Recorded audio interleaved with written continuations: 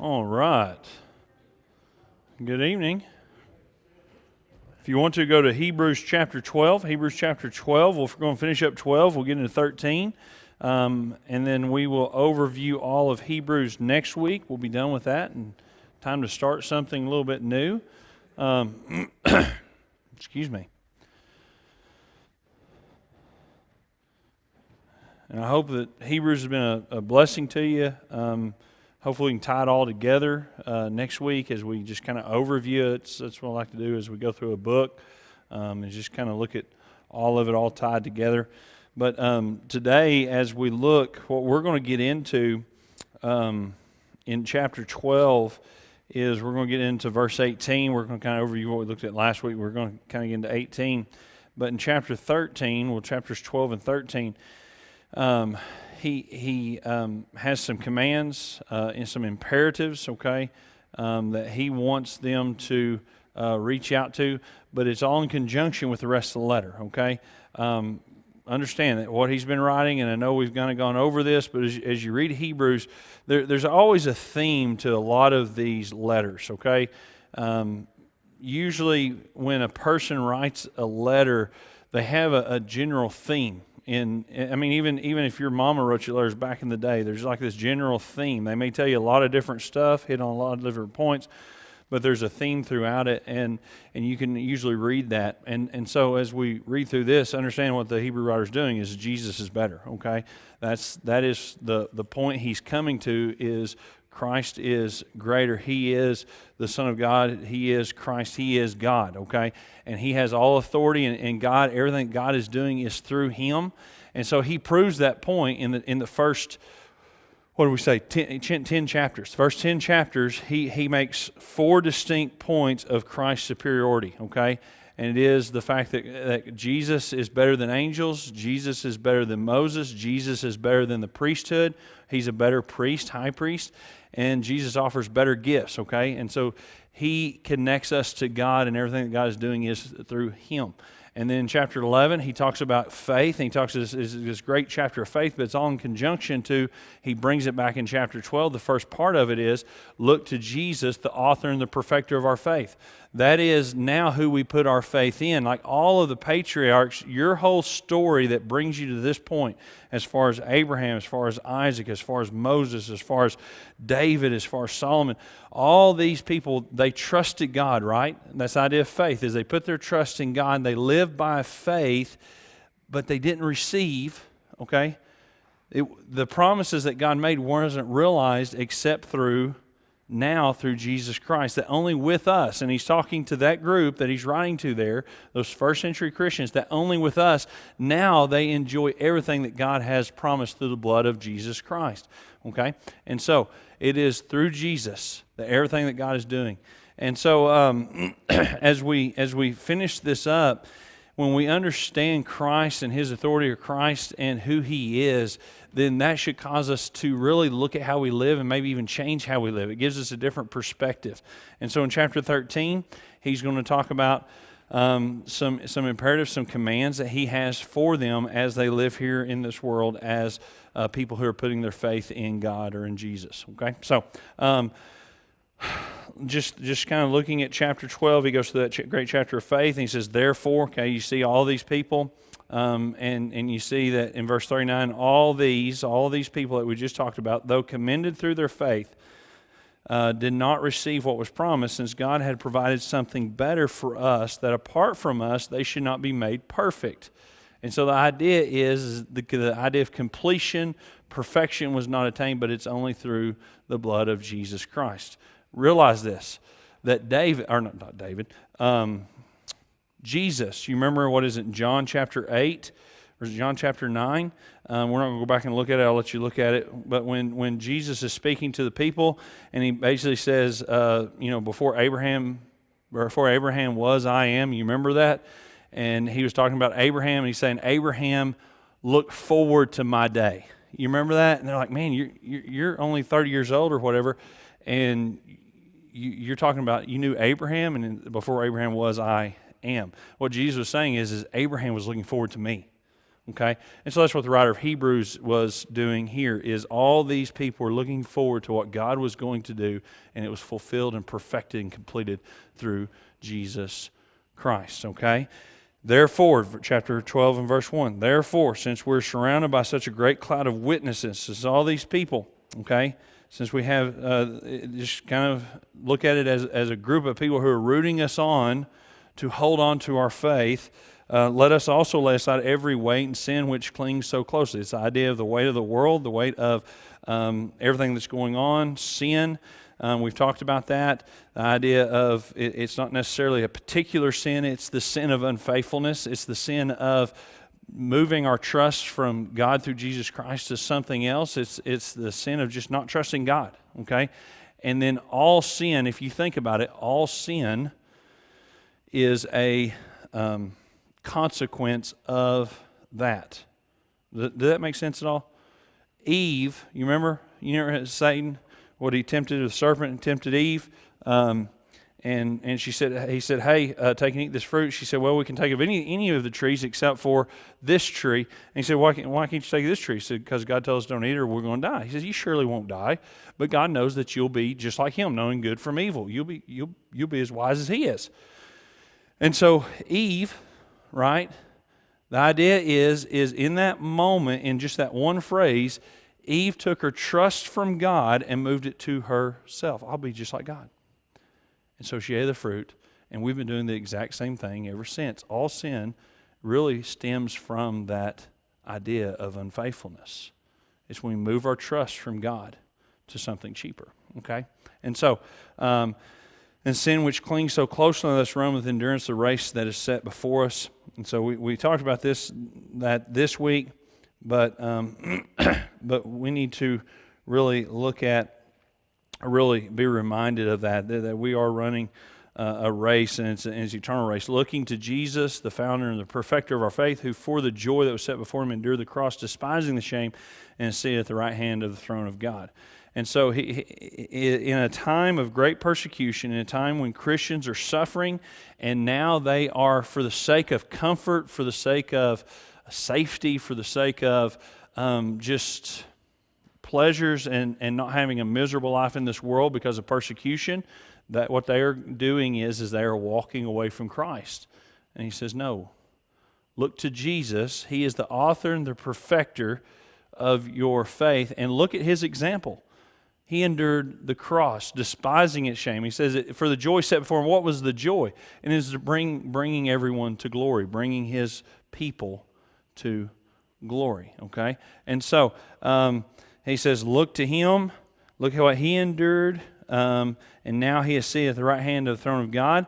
And then verse 3, he just talks about the idea of the hardship and the persecution that they are going through. He says, consider him who endured from sinners such hostility against himself, so that you may not grow weary or faint-hearted, because this is the core of the issue, is they're turning their backs on Christ because of comfort. Again, comfort, safety, all of these things. And in verse 4, he says this, in your struggle against sin, you have not yet resisted to the point of shedding your blood. He says basically when it gets tough, you lean more towards the world than you do God. That's the very core of trust, okay? It's the very core of trust. How many of you, let me think how to ask this because it's not on my notes. Sometimes I ask dumb questions. Actually, I do that a lot. How many of you in your faith have really come to points in your life where you really like you had no strength or no power, like you really had to trust God, like you didn't know what tomorrow would bring? Have you ever brought yourself to that point or been to that point in your life? Where when you went to bed one night, and we never know what tomorrow's going to hold, but you realized, it was a deep realization within, that you had no power or control over what tomorrow would bring, or the suffering or anything. Have you ever come to that point?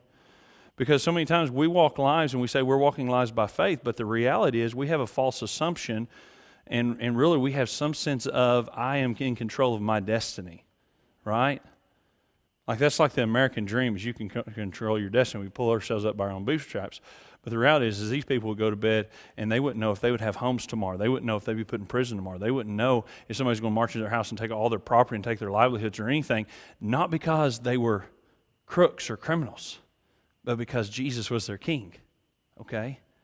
And not to mention all of the just calamity that comes in a fallen, broken, sinful world that they had to endure also. And so that's the reality. And so are we going to trust God through that? But when it gets hard, and you struggle against sin, you have not yet resisted to the point of shedding your blood. So when it gets tough, your faith caves instead of you holding on. And then he talks about the idea of discipline, and this is just what he says. It is for discipline that you have to endure. God is treating you as sons. Let me go to verse 7 real quick. Sorry. Discipline. So this idea of discipline, so many times we look at it as punishment, but discipline and punishment really are two separate things. Punishment has to do with satisfying justice. It has to do with you did something wrong, so we're going to punish you for it. Discipline has to do with straightening the path. It has to do with really, in this sense, and how it's talked about here, it has to do with growing your faith. Okay? And so we talked about it. We talked about last week that really and truly so many times we hold on to things, like right now in our lives, like what is it that gives your life security? I want you to just think about it for a moment. What is it that gives your life security? Is it that the reality that you're going to get into a car that's going to start when you start it, that you're going to go to a house, that you know where you're going to live, you know where your next meal is going to come from, you have a bank account most likely that has money in it, and all those things give you a sense of security, but the reality is those things are not promised and they never have been. Okay? And so you take those things away. Let's just think about that for a moment. And it's kind of hard for us to think about that because we've never been in that situation quite possibly. If you take those things away, can life still go on and can you still live life to the fullest? Okay? Think about that for a minute. Because that's what these people are facing. That's the suffering. That's the persecution. What about your life? We all walk around with the reality that life will end tomorrow, but how many of us really live with that reality that I might not wake up? Okay? And so that's where trust really comes into play. That's where faith really comes into play. And so he talks about the idea of discipline. We understand earthly discipline. Our fathers disciplined us. And this is what he just tells them to do. He says, I want you to have this perspective. See the trials and persecutions of your life as discipline, that God is drawing you down a spiritual path, an eternal path. Okay? And so we talked about it. If God, I believe this is a grace, and as hard as this is for me to say, and as difficult it is, you look at these verses here, the reality of it is the greatest grace that God can give us is He can take everything that we hold on to in this world that's temporary, that does not satisfy, that does not give hope, okay, or gives us a false sense of hope, that He takes everything in this world away from us where the only thing that we have is Him, because that's what brings, or that's what your soul was designed for, is to have hope and peace and assurance in the presence of God and God alone. Everything else is cheaper and doesn't accomplish that. But so many times that's what we run to. And so he says, endure these things as discipline. Okay, and he says all legitimate children, all children are disciplined. If you're not disciplined, the idea is illegitimate. The idea is really cast aside. Okay. And all children are disciplined, and we've seen our fathers that disciplined us. It wasn't pleasant at the time, but it brought us to something. We respected them for it. How much more should we subject ourselves to God and live? Later on in verse 12, he says this, that God disciplines us, verse 10, but He disciplines us for our good, that we may share in His holiness. That's the idea, is differentness. We have a different hope, okay? We have a different purpose. We have a different calling. And so God disciplines us. He narrows our path. He brings us to the reality of Himself so that we can share in His holiness, so we can live different lives called out of this world. So discipline brings us to that. Then in verse 12 through 17, we talked about it. and this is why holiness is such a big deal. We've talked about holiness. All holy is different. I know it's kind of bigger than that, but that's like holiness is just simplest form to think about. Holy's different. So you take the world and everything in it, right? And you put it in a box. I think we talk about this Sunday morning, right? I use this all the time. I don't know if it's the best. I just preach here, but anyway. So you put the world and everything in the world, every created thing you put in a box, and then you take God, and He doesn't go in that box. God is different. He's holy. He's separate from that, right? And so God is different, but He's called us to be different than everything in the world box. And that's the idea of verses 12 through 17 is the idea of holiness. In verse 18, He gives them some commands. Therefore, lift your drooping hands and strengthen your weak knees and make straight paths for your feet, so that what is lame may not be put out of joint, but rather be healed. Strive for peace with everyone, for the holiness, for the holiness without which no one will see the Lord. See to it that no one fails to obtain the grace of God, that no root of bitterness springs up and causes trouble, and by it many become defiled, that no one is sexually immoral and unholy like Esau, who sold his birthright for a single meal. For you know that afterward, when he desired to inherit the blessing, he was rejected, for he found no chance to repent, though he sought it with tears. And basically he ends it with that illustration of Esau, and basically what he says is Esau traded a glory to be a part of God's story and what He's doing in the world of redemption, right? He traded that for a bowl of soup. Okay? And he says, no, you don't be like Esau. No, don't chase the world. Don't put your hope in the world. No, put your faith and trust in Jesus Christ. Okay? So that's what he brings them to. And then, verse 18, okay? And this all has to do with this idea of worldliness. This all has to do with this idea of, and guys, it's not necessarily these are wicked, immoral people. I don't necessarily see that as I read Hebrews. I know he talks about sexual immorality here, but this is a people that their sin issue is the very root of it is they are turning their back on God by rejecting Jesus. And the reason they're doing it is it's just this. It's for the sake of comfort. It's for the sake of safety. It's for the sake of maybe even peace or prosperity. The fact of the matter is this, is I want to serve God and I want to trust Him in my life until it costs me something. And we're not willing to go that far. And so these Jewish Christians or these Christians, they're saying that we want to go back to the old law because we weren't being hurt like this. We weren't being outcast like this. And so it can be something that we think is so, naive is not the word, but so small or minute. But guys, it grows in our lives, and we're throwing off and we're walking away from everything that God is doing. And that's what He is warning them against. And so He basically says, hey, don't be worldly. Don't be worldly like Esau, who traded what God was doing for a bowl of soup. Okay? And so, let's go into verse 18. Because he brings them to this reality, I want you to picture Sinai. Exodus 19 is a great picture. If you want to go home and read that, Exodus 19 and 20. We're not going to read it today. I'll kind of tell you about it. But I think many of us will remember it. Excuse me. So we'll read this, and then we'll talk about it. 4. Okay. So don't be worldly. That's the idea. Don't look into the world. Don't put your trust or hope in anything in the world. Okay. For you have not come to what may be touched, a blazing fire and darkness and gloom and a tempest, and the sound of a tempest, and the sound of a trumpet and a voice whose words made the hearers beg that no further message be spoken to them, for they cannot endure the order that was given. If even a beast touches the mountain, it shall be stoned. And so the writer is writing, struggling. So the writer is writing, he is writing about that story in Exodus chapter 19 when God comes down on Sinai. You remember the earth shook? Sinai is about to be ripped in two. And he comes down on the mountain, fire, billows of smoke, that type of thing. It looks like, it's just this awesome sight, and it just scared the people. And God was talking directly to the people, and the people were so afraid, they said, please don't speak anymore to us.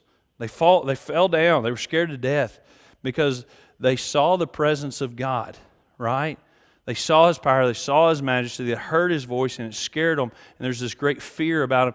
And he said, hey, keep the people back, because if anyone touches the mountain, okay, they'll die. If even a beast touches the mountain, they will die. In verse 21, indeed, so terrifying was the sight that Moses said, I tremble with fear. And he says, you haven't come to that mountain. Because he's going to draw a parallel here.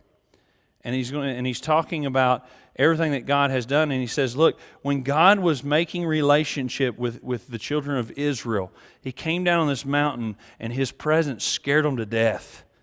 It's this fearful thing. God is powerful. God is supreme. God is superior. God is in control. And they realized how powerful he was in that moment. And he says, that's the mountain they came to, but you've come to something greater. Look at what he says. But you've come to Mount Zion, and to the city of the living God, the heavenly Jerusalem, and to the innumerable angels and festal gathering, and to the assembly of the firstborn who are enrolled in heaven, and to God, the judge of all, and to the spirits of the righteous made perfect, and to Jesus, the mediator of a new covenant, and to the sprinkled blood that speaks a better word than the blood of Abel. And here's the parallel. He's saying, you have not come to a relationship of fear. Okay? God's done something, and God's done something to show his power and his majesty, and he's done something so amazing to make you a people, okay?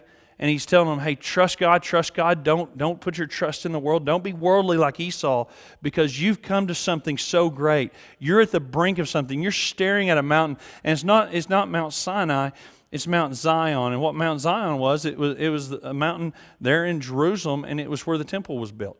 And so what it was is that was where God's dwelling place was. And really what it was, Mount Zion was actually a stronghold of David, And it was thought that was the safe place, right? And so Mount Zion was where God dwelt. And so what he's saying is you have come into the presence of God. You have come to this, he uses some stuff here, to the assembly of the firstborn who are enrolled in heaven. You've come to God, the judge of all, and the spirits of the righteous made perfect. You've come into a right relationship. And to Jesus, the mediator of a new covenant, the idea of a new bond, because he's made the parallel with the old covenant, and to the sprinkled blood that speaks a better word than the blood of Abel. And I want to talk about that for just a moment, because that's a pretty powerful thought. The greatness of the glory of God at Sinai actually caused the people to fear and to stand back. And what the writer is saying here is the glory of God through the blood of Jesus Christ now, the mediator and priest, should cause you to draw near. Okay? That this is what you've come to. And then he says this, that Christ's blood speaks a better word than the blood of Abel. Go to Genesis chapter 4. Genesis chapter 4, if you want to read all of Genesis, you can. Genesis, the whole chapter of chapter 4. But you remember when Cain and Abel, they both offer a sacrifice to God, and Abel brought the best of his flock, and Cain brought some of the fruit, some of the produce of his crops, and his actions were evil. He didn't offer it in faith. All these things. What is it? 1 John tells us that. But in Hebrews chapter 4 and verse 10, God tells Cain, he says, hey, why is your face downcast? If you'll do what's right, you will be accepted. Because Abel's offering was accepted. Cain got jealous. Cain calls his brother out to the field and kills him. Okay, he finds his brother in the field and kills him. And then God finds Cain and says, hey, what have you done? Or where's your brother? Or you ask him, where's your brother? And Cain says, I'm my brother's keeper. You remember that phrase? And God's like, hey, your brother's blood cries out to me. Okay, God knew where Abel was. He saw it all.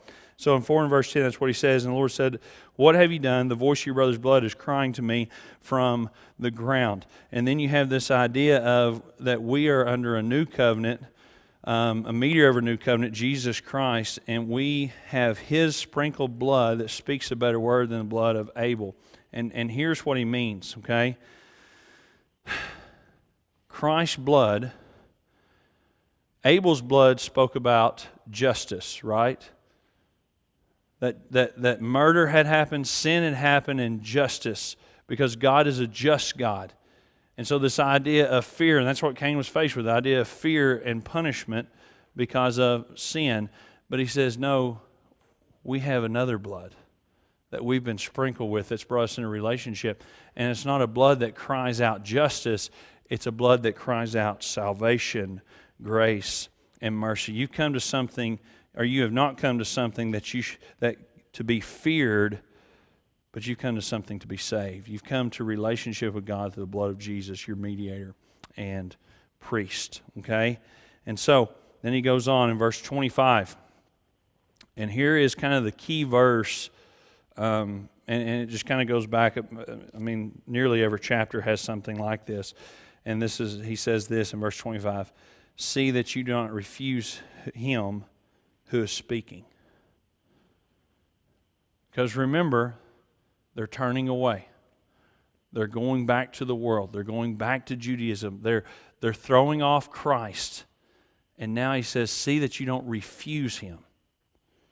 That idea, who is speaking. And it's the idea of refusing to listen, rejecting the message, and turning away from what God is doing. And then he says this, for if they did not escape when they refused him who warned them on earth, much less will we escape if we reject him who warns from heaven. At that time his voice shook the earth, but now he has promised, yet once more I will shake not only the earth but also the heavens.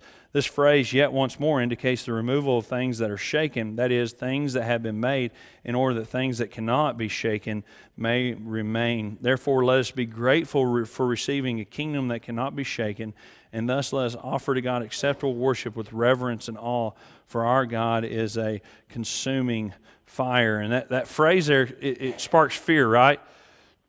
That's kind of a fearful thing, right? That God is a consuming fire, okay? That's the reality of rejection. That's what happens when we turn our back on God, when we shake our fist at God, when we refuse to listen to God. He says, those who refuse to listen, while God was on the mountain, what happened to them? What happened when Moses came down and the people were worshiping the Baals and just idolatry worship and filth that they were doing? What happened? They were killed, right? Like plagues came on those people. Moses and the Levites killed a lot of them. And he says, that's what happens when you refuse to listen to God. Now, how much more, as he sits on his throne, enthroned over all the earth, how much more the one who sent his Son? Andrew and I was talking about this idea, and I didn't write it down, but we was talking about the idea of propitiation. But, guys, God is a just God. He's holy, okay? He's different. He's not like us. He's holy in the aspect that he's perfect, righteous. Everything he does is right and good every time, right? We're not. And because God is a just God and everything he does is right and good, when we aren't, we become his enemy. Did you know that? Like God, in his justice, has to act upon us, that we are now fighting against God. But what the point the writer makes here is look at what you've come to. The one that is your enemy, it's not that God is the enemy.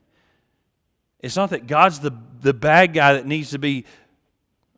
It's that you're the bad guy. And it's right and just for you to be destroyed, but he's made a way. And he says that's what you've come to. That God has made a way. He didn't do anything to separate. He didn't do anything to make you an enemy. You did it. But he's brought you to this mountain.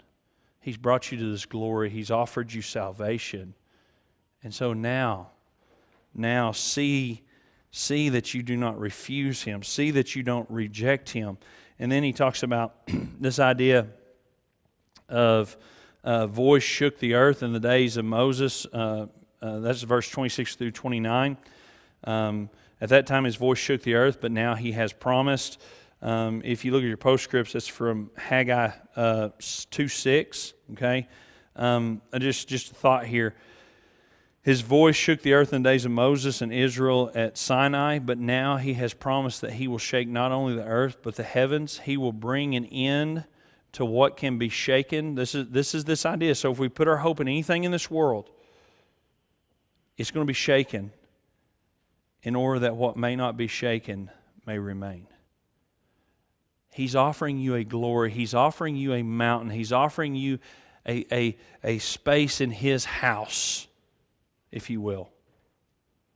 Salvation.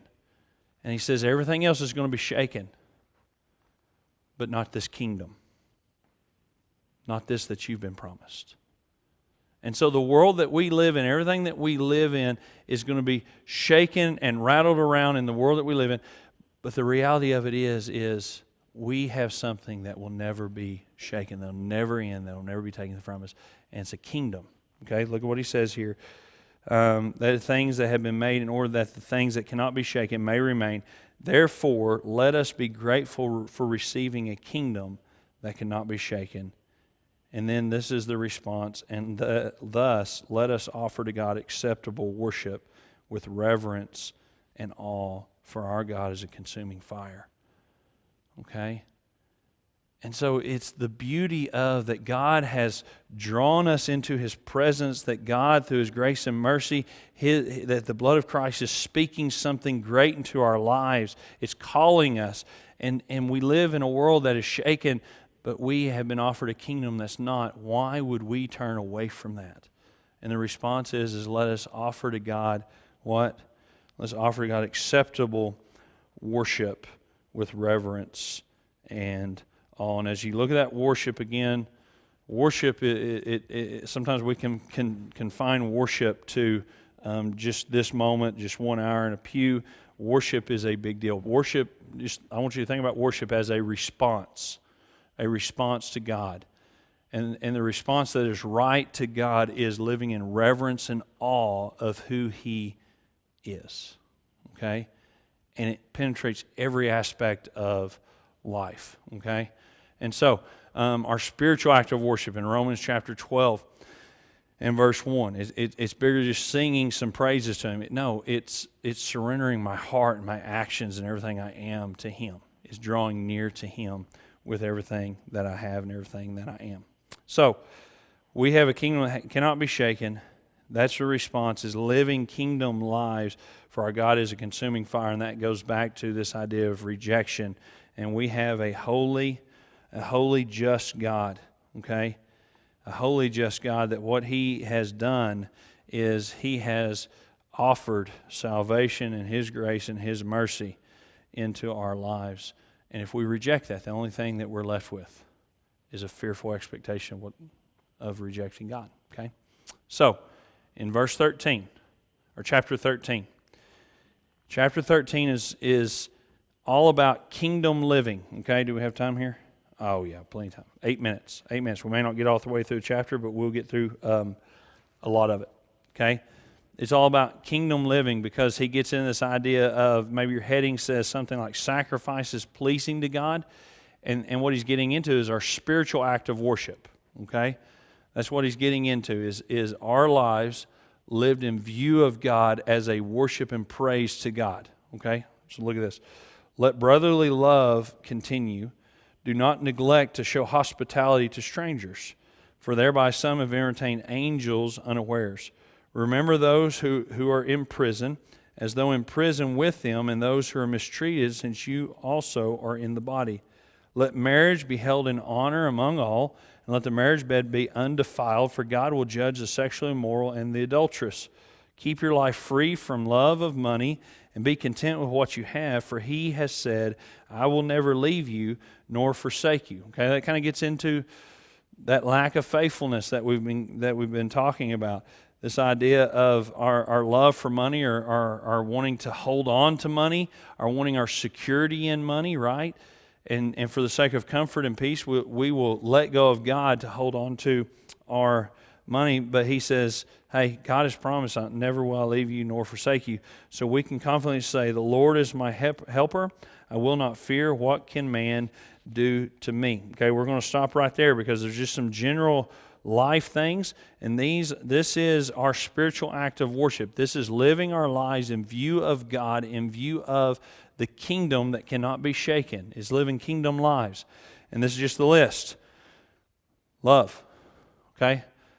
Love as brothers. Let brotherly love continue, okay? It means make it happen more and more. Grow in it, right?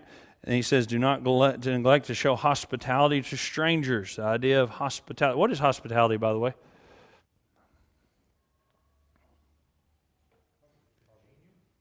Okay. What did you say? Okay.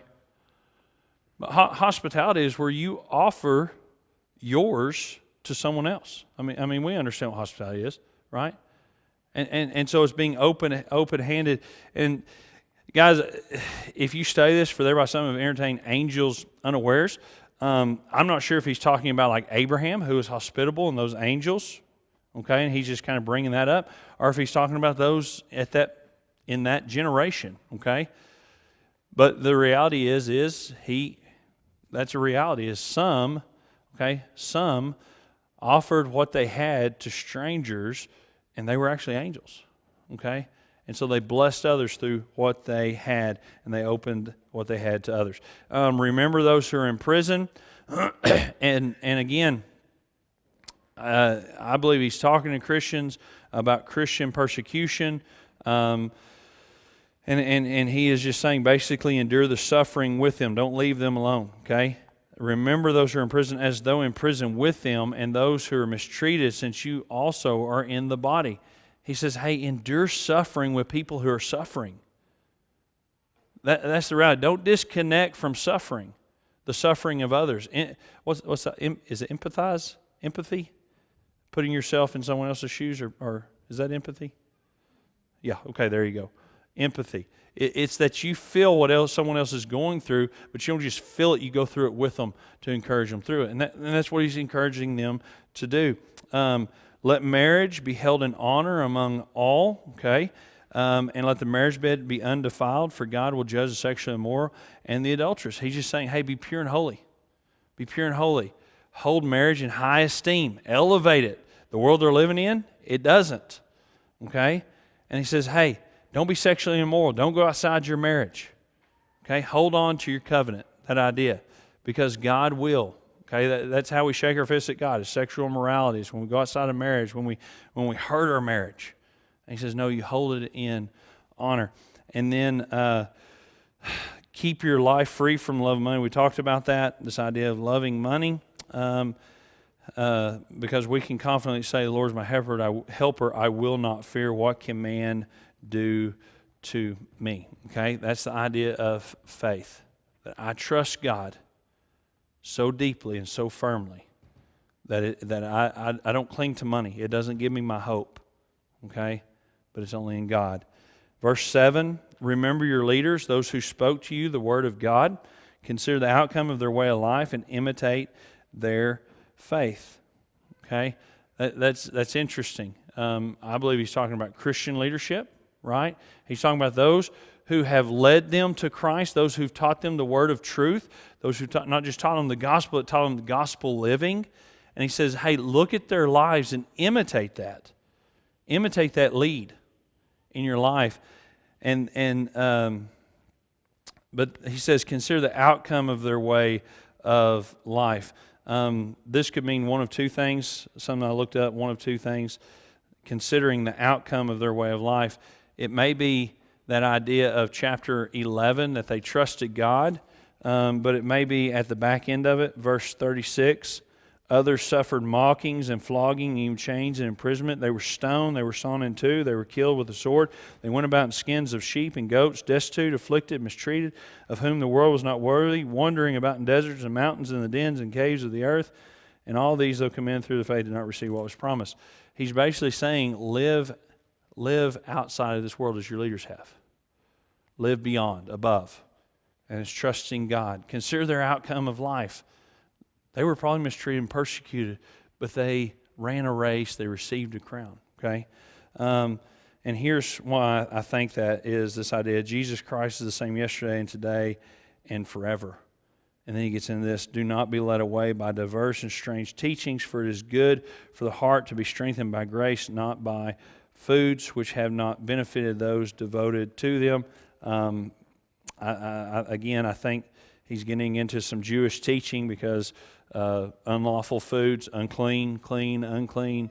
I imagine like every other letter that's written in the New Testament, there were these little things, sticking points that people got caught up in, that they were so consumed with circumcision. Is it right and wrong? Do I eat this food? Don't I eat this food? Do I celebrate this holiday? Not celebrate this holiday? And he says, no, don't get wrapped up in those things. Okay? It doesn't benefit. Those things do not benefit the people who are devoted to them. We have an altar from which those who serve the tent have no right to eat, for the bodies of those animals whose blood is brought into the holy places by the high priest as a sacrifice for sin are burned outside the camp. I'm going to stop there because this idea of outside the camp is a little bit bigger. It's just a little bit bigger than just a quick 2-minute deal. And so we'll start there, and hopefully we'll get through the end of 13. But here's what I want us to understand today, and what I want us to take home today is God has called you to His dwelling place. God is drawing you near.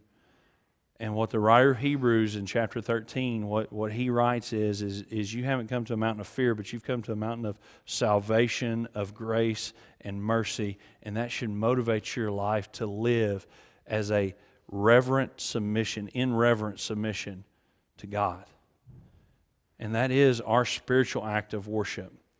Guys, so many times we limit to worship to maybe the praise of our lips, but here's the reality is the Old Testament and under the old law, there were a lot of Jews and a lot of Israelites that they would go offer their worship to God as far as animal sacrifices, as far as they would go through a legalistic ritual of everything that God said, hey, come and worship me, come and draw near to me, and then they go out and they beat their neighbors.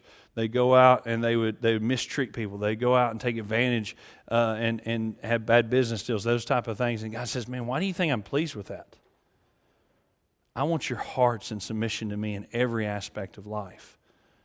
And so when we realize that we've been given a kingdom, when we are drawn into the presence of God and we have a kingdom that can't be shaken, it should change every fabric of our lives. And so we start taking things seriously as far as brotherly love, hospitality, empathy, marriage, sexual morality, the love of money. We keep that out of our lives. And then we consider those who are giving us a great example. And so that's just some imperatives, some things that He gives them.